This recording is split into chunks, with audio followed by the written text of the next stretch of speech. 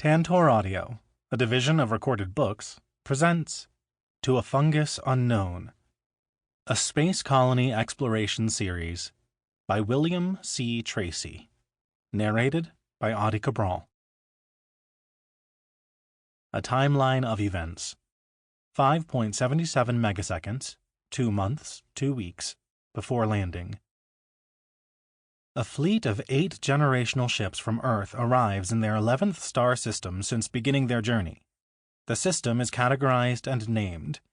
The 4th planet, 11D, Lida, orbiting around 11, Lev, is determined to be conducive to life, more than any other target so far. The 8 admins are revived from Sasani: Jane Brighton, Ahman Ragab, Dmitry Novikov, Shi Wenqing, Rajani Kumarisarajinder, Alessandro Giordano, Maria Gutierrez Delgado, and Polunu Kim. They all have gene mods from Earth that enable them to live for centuries. Vagal super soldiers re-engage the chain of command, causing conflict with the generational inhabitants of the fleet, who have been operating largely independently for 400 years. The soldiers will live almost as long as the admins, while the generationals live more standard-length human lives. There is a large amount of fungal biomass covering the planet, often to a depth of dozens of meters. Landing to 6 weeks after landing. The fleet glasses approximately a 10-kilometer diameter landing site near the equator of Lida. This is where they will begin constructing a city, labeled an Archopolis, from the ships of the fleet. Meanwhile, the biomass of Lida, which is itself sentient, watches the events with curiosity. It labels the glassed area as the Ring of Death, and the settlers as the children who ate their parents, confusing the fleet ships for living beings. 13 days after landing, an instability in the UGS Konsu during deconstruction leads to a catastrophic collapse of the ship's skeleton and the loss of 23 Vagals and 58 generationals. It also opens a crack in the ground, leading to the discovery of a cavern under the glassed site still containing biomass material. It turns out to be deadly to the Vagals who investigate. One of them, Anderson, loses a hand to fungal infection. More caverns are discovered, and preliminary investigation into the nearby river and biomass at the edge of the glassed site leads Frank Silver, a generational, to the revelation that the biomass covering the planet is one individual entity with expressions of animal, plant, and fungal cell material. It is not suspected to be sentient, merely very well adapted to living on Lida. 6 weeks to 1 year after landing. The biomass begins actively observing the humans who have landed, attempting to categorize them. Meanwhile, the colonists find many of their animal species are dying from fungal infections, and plant species are being changed by the biomass into unusable crops. The colonists heavily cull their agriculture to keep the most successful species alive. The admins try to find ways of killing the biomass, with little success. They also determine there is a severe lack of metals on Lida, likely because much of them are held within biomass structures. Admin Jane Brighton decides to use much of their remaining nanotanium metal from the fleet to start construction on a wall that will encircle the first 2 radians of the colony, Alpha and Beta. This will keep out the worst invasions of the fast-growing biomass.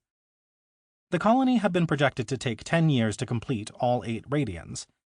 That timeline is now uncertain. One of the colonists, Jiao, begins to meet a group that is unhappy about the direction admin is taking on the colony and wants to secure more supplies for the generationals. Agetha Xenakis is called to where her husband, David Xenakis, has fallen into a deep shaft under the colony, containing one of the only sources of metal found.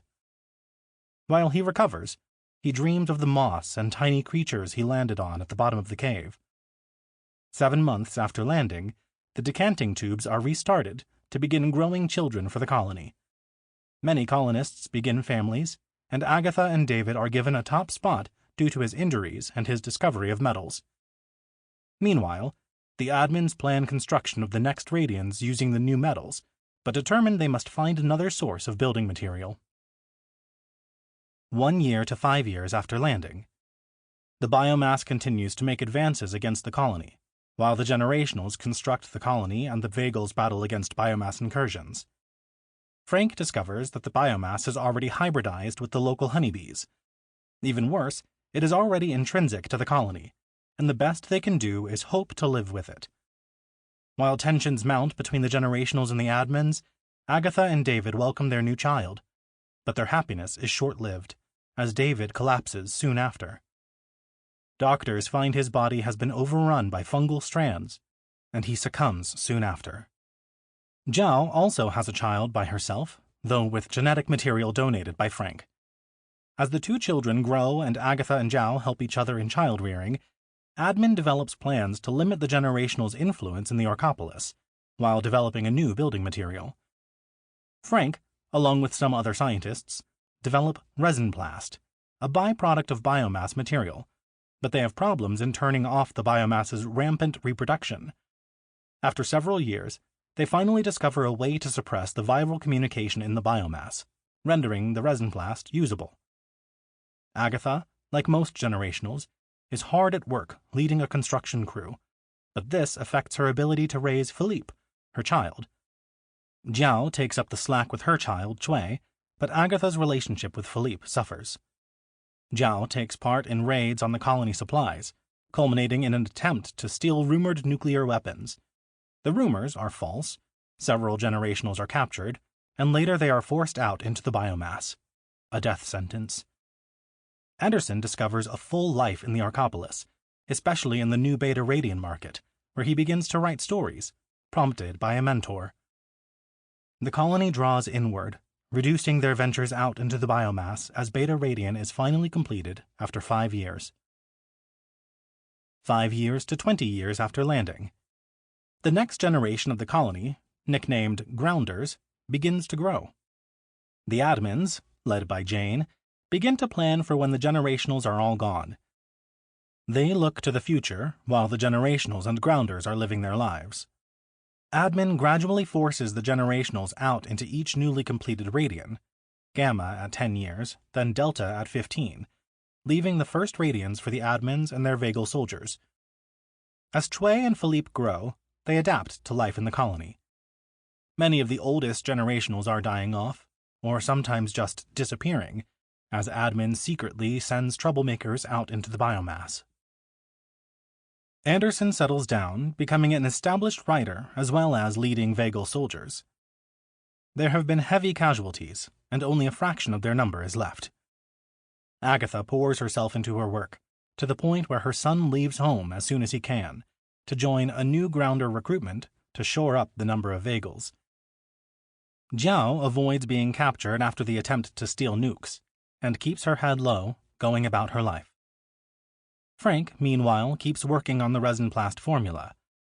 They have a building material, but it is only a matter of time until the biomass adapts to it, as it has to every other attempt to keep it out of the colony. Finally, the biomass watches and observes. It takes in those admin has sent out into the biomass to try to understand how humans work. There are many failed attempts, but it learns more each time. Part 1. Almost complete. 40 years after landing. Observations on the children who ate their parents. These life forms have 6 main forms of presentation. The first, elite form, spends most time in the shells created for protection from weather conditions, rarely seen. Likely responsible for higher functioning and strategy. Often has a coterie of support drones when traveling. More research is needed on this form, as even 40 planetary rotations have not yielded their full purpose within the children. Agetha placed the last of her long-sleeved wool sweaters in the cargo crate. She'd collected them over the years from some of the best weavers at the Orcopolis markets. "Have you got all the cookware?" she called down the hall to Beth. She eyed the blue line on the wall, as if the direction indicator would answer her. They'd had to paint the lines when they moved in, as admin certainly hadn't planned for ship-based orientation pathways in the housing on Lida. "Almost," Beth's voice wafted back. It was a rich, firm voice, curt when explaining, warm when speaking to a loved one. Agatha's wife was just as annoyed as she was to be moving, again, at their age. They had thought the apartment in Zeta Radian would be the last place they lived. "Just got to stack all these damn pans together. Are you certain you really need the zero-G covered pots?" Agatha tried to answer, but her throat closed before she could get a word out. Fucking menopause. Shouldn't she be done with this by now? The zero-G pans were the only reminder she'd let herself keep of David, her first spouse. He'd died, a victim of the biomass that defined their life on Lida. It had been nearly 40 years ago, soon after they landed, and after her child wanted to have nothing to do with her, she'd been nearly alone for the next 30 years, until she met Beth. "Agetha?" "Keep them," she croaked out. Beth's face appeared around the doorway after a few seconds, mahogany skin to Agatha's oak, braids fastened with metal bands clinking together as she moved. "You all right, love?" She was holding one of the damnable pans, the Dutch oven, the one with the scratch by the venting spout where David had dropped it soon after they landed. He'd been so used to letting it hang in the air on the ship while he was cooking. "Just remembering. We'll make new memories in the apartment in Eta Radian," Beth said. But it was one of the doctor things she said. Agatha could see the anger in her face, though she tried to hide it. "Just like we did here in Zeta, and like you and I did when we lived in Delta, and when we first landed in Alpha. How many times is admin going to force us out? Once Theta's complete, they'll force us out there, too. And then to whatever Arcopolis they start building next, if we're still alive by then." She waved a hand. "Sorry. I don't mean to rehash." Beth set the pot down on their bed. "Love, no one likes moving, and admin's full of their own egotism. But they say it's for the good of the colony. Give the grounders their space to grow, create, and build the next generation. We are in our 60s. "I built this apartment myself," Agetha said, touching one of the resin-plast walls with a fingertip. "As a place where we could grow old together, and it's only been 10 years. "Come on," Beth said, wrapping an arm around her. "You also destroyed half the block while you were building it, if I remember correctly. It's just resin-plast. We'll have all our things, and Harry's coming by later to help us load up the garden pots." Harry had been more of a son to her than her biological son. First a member of her construction crew, then her foreman, then the leader of the crew when Agetha had been forced to retire. That last had been when the biomass evolved to use plant reproduction in addition to its usual methods.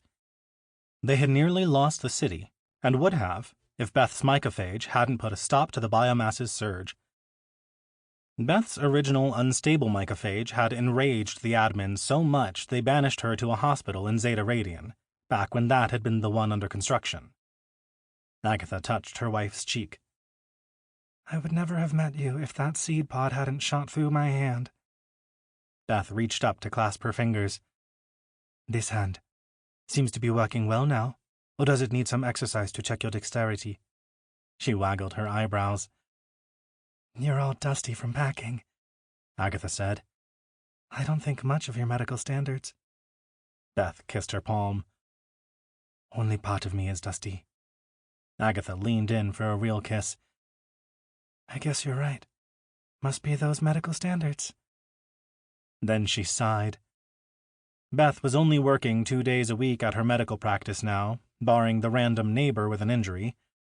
She'd turned back to her first love, bioorganics.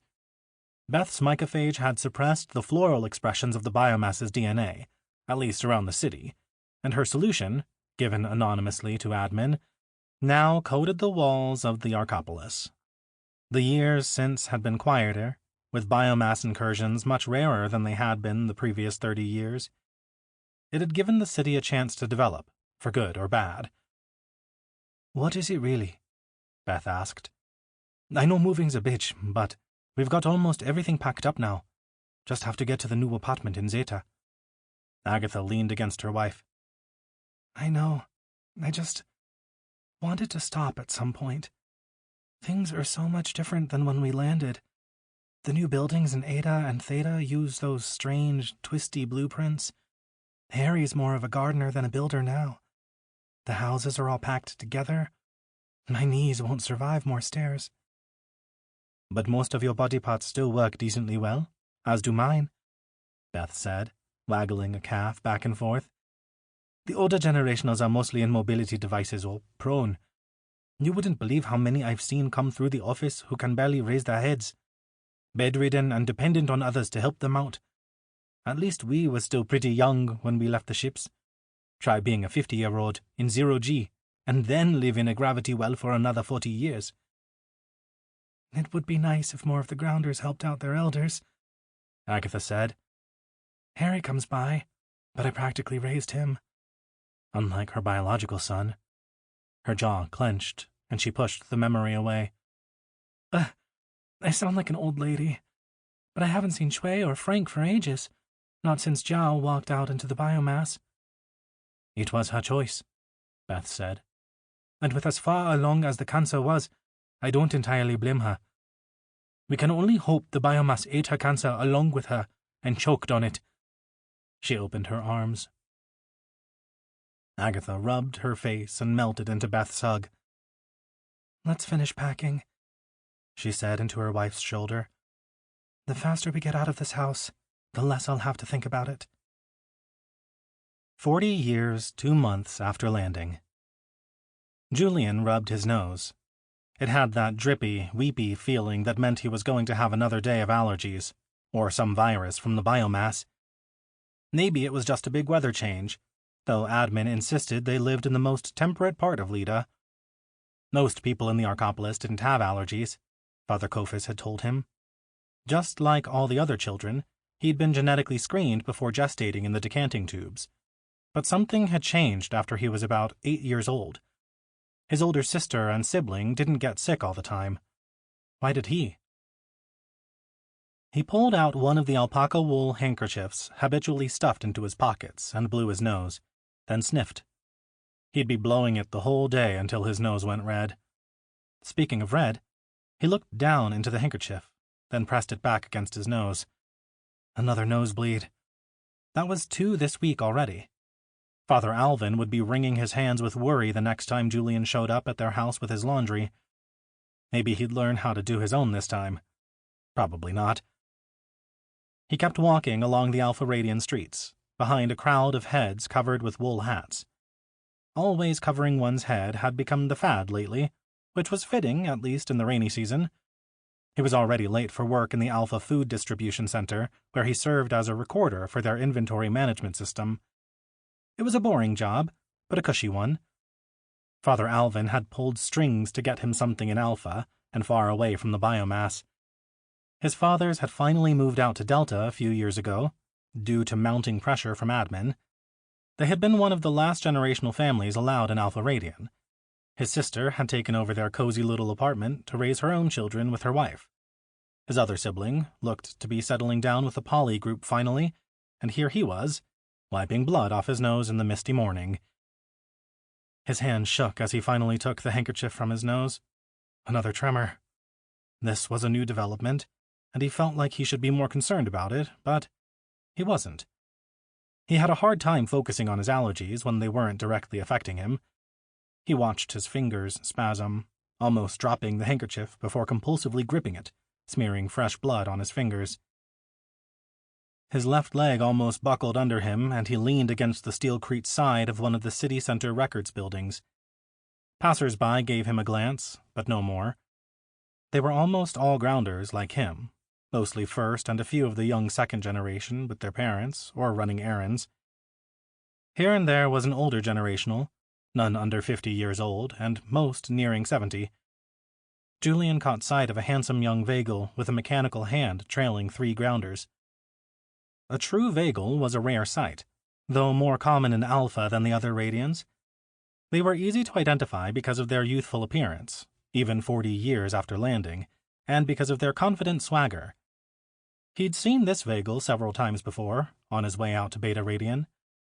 Most of the defensive corps that kept biomass from entering the Archopolis was now first-generation grounders, with the remaining Vagels all in positions of leadership. He sighed and tried to push away from the wall. His feet refused to budge, and Julian almost toppled over, just managing to catch his balance and hide his surprise.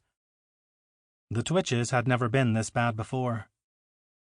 He looked up and over the towering nanotanium wall separating alpha radian from the crawling vines and mycelial mats of the biomass. He could just see the tips of the tallest fungal towers, standing 100 meters high or more, out past the wall. Out there, chaotic creatures roamed over the mossy mat at ground level, the mobile creations of mushrooms that acted as defense systems of the biomass. All children took at least one field trip into the terrifying jungle of fleshy growth outside the wall. There was a relatively defanged section near one of the doors in the alpha wall. Julian had taken his one trip and promised never to go out there again, which Father Alvin had firmly agreed with. He thought Father Kofus might have disapproved, but he never said a contradictory word in front of Father Alvin. His entry to the inventory recording warehouse was getting later by the second. "Come on," he muttered to his feet, as if they would hear him and obey. They did not. He was pressed to the wall as if loitering there, but his legs refused to walk the extra block to his office. He should have been petrified, but he'd had a few twitches like this over the last few weeks. They were just temporary, just an effect of his allergies. He strained again to come off the wall, like he was fighting against someone holding his legs. Julian gritted his teeth and clenched his abdomen. "Get off this wall." He forced every word through his teeth, but was rewarded only with a fit of coughing. He pressed the handkerchief back to his mouth and nose, trying not to spray grounders with mucus and blood. It was a full 2 minutes before he collapsed back, panting, his legs still locked in place. He pressed a hand to his chest and his fingers traced a hard lump under his skin. A spasming muscle? Had he coughed a rib out of place? His gaze wandered to the place he worked, counting the seconds he was already late. What had he been thinking about? His hand was still on his chest. Funny that. There was a... He really must get to work, or Janet, his supervisor, would have words for him. Julian nearly collapsed as his legs loosened, doing a little waltz to keep him steady. His hand stuffed the abused handkerchief into his pocket almost of its own volition. He jerked forward, as if on strings, trotting the wrong way along the nanotanium street, nearly colliding with a person riding a motorized bicycle. The other way. He'd felt this strange loss of control one other time he'd had these twitches, almost like someone else was driving his body. But that was ridiculous. It was just allergies. He turned his feet back the correct direction with a sigh, only 10 minutes late to work this morning. He felt like he should have been more concerned with his allergies, his twitches, his nosebleeds, but he simply couldn't focus on them most of the time. They faded into the background so quickly when they weren't right in front of his face, like he just couldn't keep them in his head. They must not be such a problem if that was the case. He hadn't even bothered to tell a doctor. Only allergies, really. Julian continued his walk to work. 40 years, 3 months after landing. Chui pulled their goggles down to peer into the resin-plast circuits in the printer. "Frank, did you get this latest readout?" They looked up when their uncle didn't immediately answer. The older man was staring at nothing, likely doing something on his HUD. The devices were few and far between these days, heavily repaired and modified. Frank was working on a replacement using resin-plast parts, but wouldn't let Chui help with the project, saying they had too much to do with the programmable resin-plast project to also work with the HUDs. "Uncle Frank?" The older man shook himself and focused on Chui. "The what now?" "The readout I sent you from the printer. It keeps throwing an error when printing the latest C design. Admin's breathing down my neck to get more programmable resin-plast out the building sites. We're never going to complete the latest updates to the building models if the printer doesn't do what it's supposed to." Frank's eyes went distant again, and he leaned back in his chair. Chui stretched and cracked their neck, blinking in the harsh light reflecting off the nanotanium walls. They were more used to the rare alloy than the steelcrete and resin-plast of the other Radians, after 12 years of working full-time with their uncle. The two of them were the main research team on developing new resin-plast solutions, and Shui wouldn't trade it for anything. The chemical receptors aren't responding to the new viral commands, Frank said. Something's interfering with the co-opted reproduction commands, which means the new form we want the resin-plast to take isn't happening. That's the same problem I fixed last time, Shui answered. It's like the feed material isn't receiving our hijacked viruses anymore. Like it's reverting back to the original biomass's growth instructions. The resin-plast has been stable since Dr. Harley's mycophage barrier was perfected, Frank countered. If the biomass finally evolved around it, that's bigger news than we want. The new growth in Eta and Theta could be compromised. Shui let their arms dangle by their sides, deflating. If the structure has evolved past the latest stopcaps, that's at least another year of research before we're back on task. Eta Radiant's taken almost 10 years to grow, and Theta is just getting started. We still have over half the buildings to print seeds for. Admin won't wait much longer. They only barely agreed to the new growth time frame because we promised nothing would go wrong with this method. Short-sighted of us, wasn't it? Frank said. He cut Shui's next words off before they formed. Almost like one of us was desperate to get this thing into production because of the potential benefits. I was ready to take another year for development, Shui protested. I didn't say it was you, Frank chuckled. Then he sighed. Programmable biomass. Now the one ore vein under the city is exhausted. It's the holy grail on a planet with no nearby sources of metal in the crust. At least not close enough for us to get them without getting eaten by the biomass. Well, this holy grail needs some adjustment, and I'm not sure where. Whatever is interfering with the viral commands is sneaky, Shui said. I'll keep tracking down the source. If I can determine how the biomass is working around the co-opted signals, it could save us years of setbacks. Good luck. The original resin-plast took 5 years to get right, and then we had to keep adjusting it. You've only been at this programmable stuff for 4. Shui tapped the air in front of their HUD. There are a finite number of ways for the biomass to interfere in the process. It's not like it has purposeful direction. I'll find the cause soon enough, or admin will have our heads. They bent back to their work. 40 years, 3 months, 3 days after landing. Over the next 3 days, Shui tried every workaround they could find to make the printer spit out the correct seed template. They were working on a new residential section for Theta and needed a new row of apartments. Frank offered suggestions, but was largely tied up in the final revisions to the new HUDs, which were slated to go to admin and the Vagals next week. It's not even printing the test seed any longer, Shui said, holding out a misshapen mess to Frank. When first creating the resin-plast, their uncle had discovered how to co-opt the viral information the biomass used to communicate between the animal, plant, and fungal sections of its DNA. For the programmable seeds, Shui had added new commands to the viruses, rather than just stop their communication. Programmable biomass had such utility that they could hijack the original viral propagation methods in order to propagate forms they preferred over the chaos of the biomass. There were so many patterns encoded into the biomass DNA, Shui had their pick of structural elements and supports, many coming from the fungal towers. It all hinged on their discovery of a control virus that directed where and how the other viruses traveled. They were the basis of communication in the biomass DNA, like cell surface receptors were in humans. Except there were also cell surface receptors in the plant, animal, and fungal cell types contained in the biomass. It was another layer of complexity tying the complex organism together. The biomass was one organism, spanning the entire planet. The theory was that it had subsumed many other species that once existed here, and the final product expressed features from many of those now dead species. It was what made the biomass so deadly, but also so useful. Thankfully, while it had taken some plant and animal genes into it, humans seemed resilient, which Frank insisted stemmed from their extrasolar ancestry and the genetic drift humans had accumulated on their 400-year voyage to Lida.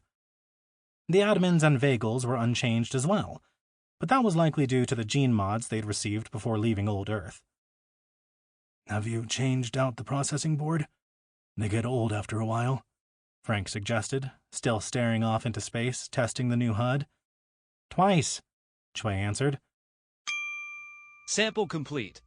Ready to continue?